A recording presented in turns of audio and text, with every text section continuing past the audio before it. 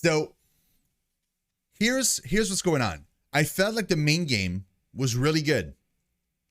Super intriguing, very cool story, but it kind of didn't end the way I thought it was gonna. Like, it ends very, very extremely open ended, but it kind of didn't make the mystery seem bigger. It made the entire thing kind of like resolved and somewhat ended, but like with the possibility for more kind of adventures and stuff. But the mystery to me felt mostly kind of over.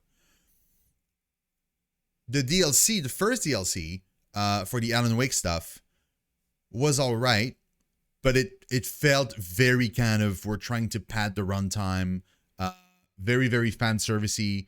If you didn't play Alan Wake like I didn't, most of it went over my head. But also, like, stuff that happened, like, because it was referencing a lot of stuff that happened in Alan Wake. So if you've not played Alan Wake, then you're completely lost. But also, I felt like the DLC was very, very like extremely samey, even more so. Like, I obviously stuff repeats itself all the time, even in this DLC. But the first DLC was creepier, but everything just felt the same. It just felt like I was chasing this big monster the entire time. Every fight felt it was exactly the same fight. Nothing was kind of happening.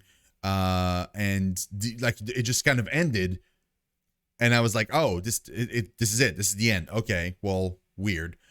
The second DLC, this one, is incredible.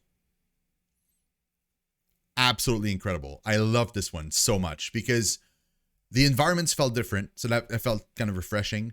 New kinds of enemies were way cooler than new kind of enemy that were introduced in the Alan Wake DLC. This one was super fun.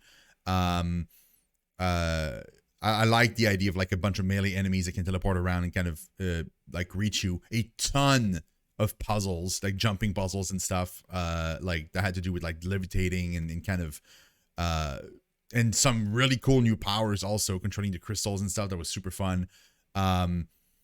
Very cool optional boss. My favorite optional boss in the entire game was in this DLC. And the story of this DLC really, really improved the overall quality of the game. Like, very, very much for me. Like, I would say, like, originally I would have given the game like maybe an 8. Then I would have probably lowered that to like a 7 after or rather I would have given like a 7 to the DLC, the first DLC. But with this one, I kind of want to bump that up to a 9. That really, like, everything was fun in this DLC. Like, it really kind of deepened the mystery of the oldest house. Now I have so many questions. I'm glad we saw Former again.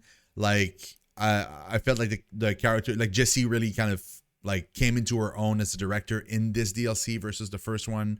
And like, now I really want a sequel to, like, I really, really want a sequel to Control, because that was super fun. So yeah, that was really nice. Really, really nice. I'm very excited to whatever else Remedy does as a studio. I still need to play Alan Wake, which I will at some point in the future. And yeah, overall, I'm very glad we played this. This DLC also didn't have too many kind of those side quests that felt kind of samey and repetitive and stuff. I'm glad they did away with that. So yeah, I mean, it was great. It was a fun time. I really, really enjoyed it. So yeah, thank you so much, guys, for watching. I really, really appreciate it. You guys are great. Hold on.